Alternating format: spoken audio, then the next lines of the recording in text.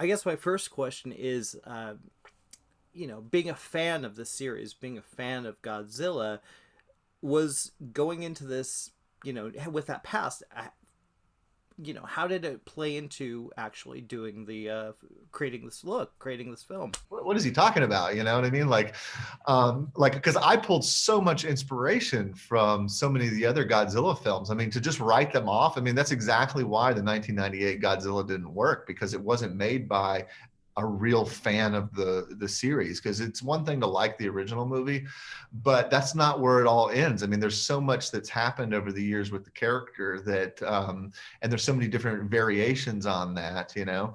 um, and so for me, like a lot of these movies, I have to confess I hadn't seen since I was a kid, but they were a big part of growing up, like because these were the movies that were always on TV during the daytime, before I was in kindergarten. And so that was one of my main experiences with Godzilla. And so what I did when I was getting hired on to do this film is I went back and I rewatched all the Godzilla films in chronological order, because I wanted to have that experience, and I wanted to have, as an adult, a full understanding of the evolution of the series, all the way from the original to Shin Godzilla. And then obviously I'd seen the MonsterVerse versions, and Doherty was making King of Monsters at the time. And so doing that was just such a magical experience for me, because it really put me in touch with my childhood in a way that I wasn't expecting, because of not having seen some of these films since I was a kid. It was almost like flashbacks were hitting me, Oh, because wow. suddenly it's like, oh, this scene, like this scene of Godzilla in this pit where, the monster's throwing mud on him, that's from Godzilla and the Smog Monster. That's a movie I haven't seen as a kid. And as a kid, this used to scare the crap out of me. This scene, I've always wondered which Godzilla scene this was from. I just had this image in my head. And so when you're re-experiencing that, when you're having that kind of experience as an adult, it's really valuable, because you have to remind yourself that that's what this movie is for. It's for everybody, obviously, but like it's going to make the biggest impact on kids, and you have to keep their perspective in mind and how they're experiencing it. Because I think in a weird roundabout way, if you can hit that perfect sweet spot with the pacing and tone for kids, you're gonna kind of land in a good place with the adults too. It's not one or the other, but you have to be able to appreciate both perspectives to, I think, do one of these movies justice. Yeah, I think it would be very difficult. I mean, especially if you have a favorite. I think there's a little bit of a, oh, which Yeah. one you know? Mhm, And I mhm. know you have a favorite and you don't want to talk about that, which I think is really interesting.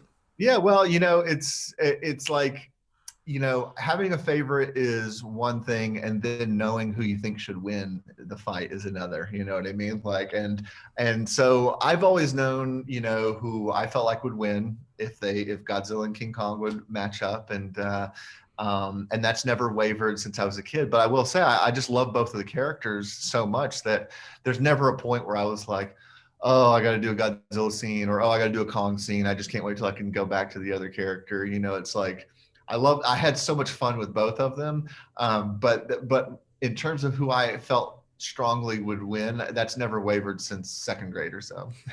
I love that. No, one of the things I appreciate about this film is the fact that, I mean, it's just beautiful to look at. The color scheme you've got going on here is really inventive. And how did you guys come up with that? The look, the colors, that kind of style, which just blows off the screen. It's amazing. Thank you. Well, I mean, just look at the guest shirt you're wearing. I mean, like that shirt. It's different than what's in the film, but it's like they're inspired from the color palette of that movie. I mean, that's something that I've always loved, is like, neon soaked, colorful imagery. And that's something that's harder to achieve on really low budget things. But over the years, the more resources I have, the more I've been able to push my movies in that kind of direction. The Guest was sort of like the big turning point, for me. If you look at some of my earlier films, there's lots of color, but they're in this kind of more in a low budget way. Your Next is a bit more muted, but that's because that's the story that we were telling there. But progressively over the years, I've been pushing towards more of a neon thing. And so whenever I was talking with Legendary about Godzilla versus Kong, the very first, image that I had that just like was impressed in my brain was just the idea of seeing Godzilla chasing Kong around a neon soaked, futuristic city, with synthwave music playing, and like with his nuclear breath firing after him, and Kong dodging through buildings and all this stuff. Like that was like the very, very first, just like, if I played one of those games where you say, okay, here's a word, and what do you associate with it? It would have been Godzilla versus Kong, neon. That's where I kind of went. Well, like that. I'm glad you said that, because Junkie XL. I mean that's he. I When I saw Mad Max Fury Road, I was just astounded by the sounds that guy created. Absolutely. Why? Obviously, that's part of why you went with him. How was that collaboration? Oh, it was great. I mean, my experience watching Mad Max the first time was at one of those, what is it? Is it D-Box theaters, where the seats move Yeah. and all that kind of stuff. So, like, you can only imagine what that's like watching Mad Max Fury Road, because those seats never stop moving. So it's like, just like the entire movie. But I do remember being impressed by the score when I first saw that film. It was like, oh, this is one of those scores that you can tell, movies are going to be temp scored with for years. That screenwriters are sitting around writing action scenes. They're going to put on the Mad Max score. That's going to be one of those, like, kind of typical things that's going to come up, and it's going to inspire a lot of movies in its own way. So, when it came to doing this film, I needed a seasoned composer, and somebody who kind of shared some of my sensibilities in terms of not just being able to, do electronic music in the way that I like, because that was one of the big draws for me, is I knew I wanted a kind of a synth hybrid score. But I also need somebody who could handle that with the juxtaposition of big orchestral booming, kind of thematic score. And, he was able to kind of link into that sweet spot. And, and some of the Godzilla fans, they're a little critical just from the perspective that they love the Bear McCreary score with the original Ifukube, themes. And I totally get that. But at the end of the day, I felt like from the movie I was making, I just felt like it was insincere to use the classic Toho themes, because I love the way they worked in the other movie. Don't get me wrong. This is not a criticism of Darty's movie whatsoever, but I just felt like this is the MonsterVerse version of Godzilla, and to use the Toho themes just feels like we're trying to tie it in with a different character, and to a certain degree, even though like it works well, and I use a lot of inspiration from some of the old scores, especially Destroya. I listen to that score a lot. It's one of my favorite ones of all the original series, but at the end of the day, like, we wanted to create new themes that kind of went along with this version of Godzilla, which, he's kind of the heel of this movie. He's a bit of the villain at the beginning, in most of the film, so we're kind of reintroducing him in a way. And so it felt thematically like we needed to hit that with some of these themes. There's a power of, obviously people go to this movie, they want to see a battle, and they certainly, you don't skimp on the battle at all. These guys are, it's on. It's on. Is it tricky to, because especially with the previous films, I feel there was a problem with kind of finding the place for the human characters. How did you address that, and what were some of the challenges of doing that?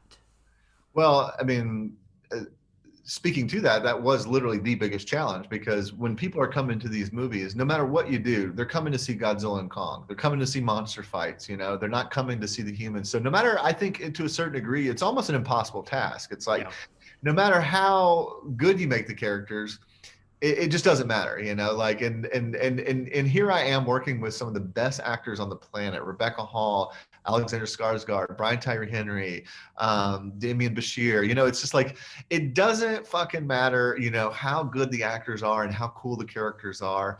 At the end of the day, it's like people are coming in there to see the monsters. And so the best you can do is sort of make the characters as enjoyable as you can, and keep the plot moving. And when you get to the monster action, just let the monsters do their thing, and because I think about all the classic Godzilla movies, and those had the same problems that the new ones do, but I think a lot of them were even more accentuated, because you look at the original King Kong versus Godzilla, and that movie is either like pretty boring stuff or pretty awesome monster stuff, and there's kind of no in between. Like, the characters aren't very memorable, and the scenes feel just like almost a different movie when it's the humans for parts of it, you know.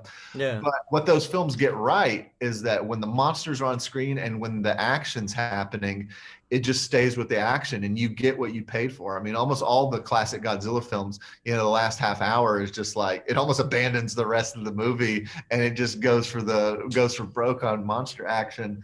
And so you always felt like, okay, I had to sit through some stuff, you know, the other storyline, but now I got what I paid for, and, you know, and I'm leaving happy.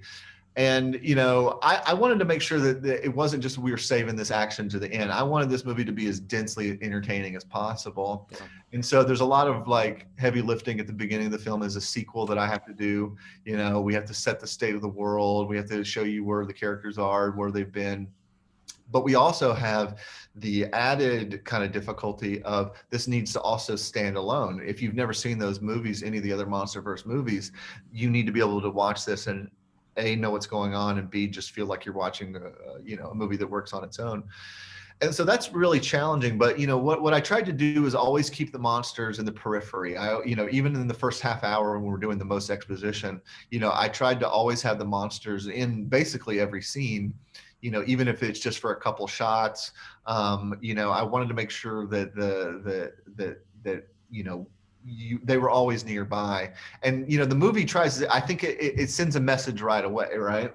Mm-hmm. Because from the very get-go, we start with King Kong, you know. And I remember, like, when I was doing our test screening for the film, I invited my friend Robert Kirkman, who he you know, he's the creator of Walking Dead and everything.